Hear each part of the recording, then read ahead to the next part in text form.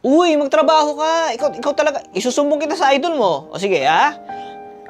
Hello, Spider-Man. Oh, ako to. Ito kasi si Drew. Ayaw magtrabaho eh. Uy, magtrabaho ka daw. Kundi magagalit daw si Spider-Man. Sige, Spider-Man. Oh, magtatrabaho na daw siya. Ano yun? Sisilip ka mamaya. Pupunta ka mamaya dito. Gagapang ka sa bintana, no? Sisilipin mo siya kung nagtatrabaho siya. Okay naman to. Mabait yan si Drew. Magtatrabaho yan. Sige, bye-bye, Spider-Man. Ingat. Hello, sir. Yes po. Andito pa po ako sa office. Ano po ba yung paggagawa niyo sa akin? Hello, sir. Hello? Sir. Sir, mahina yung signal. Sir,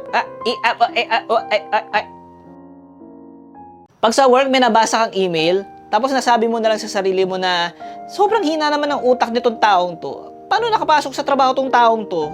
Huwag ka mainis. Cool ka lang, ha? Kasi baka sa sent items ka nagbabasa eh. Kung gusto mo talagang ma-motivate para magpayaman, mag-hire ka ng hitman na after 6 months tatapusin ka.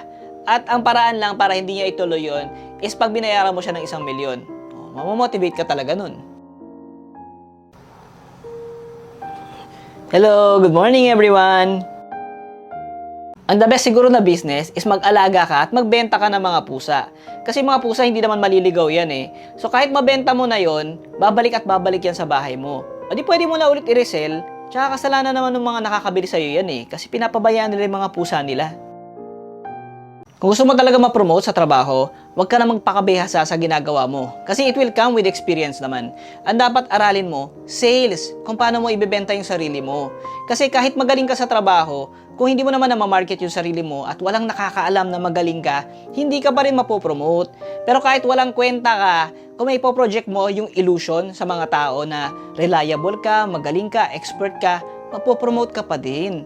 Tsaka yung sales, magagamit mo din yan pag nagbebenta ka ng dingdong, ng mikmik, tsaka insurance sa mga kaopisina mo. So na ba yun? Tagal naman dumating nun.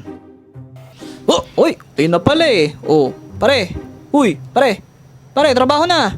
Uy, ayun, gumalaw. Pare, ano ba? Uy. Kapag marunong kang umako ng pagkakamali mo sa trabaho, ang tawag dyan, isang mabait na empleyado. Congratulations! Pero pag kaya mong isisi yung mali mo sa iba pang mga kasama sa trabaho, ang tawag dyan, management potential. AI, generative AI as AI. Ay, sige po sir. Thank you so much po. Pasensya na po kayo sa misunderstanding kanina. Okay po. Ako may kasalanan nun, sir. Sige po. Ingat. Bye, sir. Bye. Alam mo, itinuro mo na lahat doon sa new hire? Tapos nung nagkamali siya, sasabihin niya doon sa boss nyo, hindi mo naman itinuro sa kanya yun eh. Oh, wala ka pala doon sa new hire eh. Mas mautak sa'yo eh. Pag natuturo ka sa new hire, sasabihan mo sila na huwag silang matatakot na magkamali. Para pag nagkamali sila, tanggal sila. Sinabi mo lang naman huwag silang matakot, di ba? Hindi mo naman sinabi na walang mangyayari masama kapag nagkamali sila.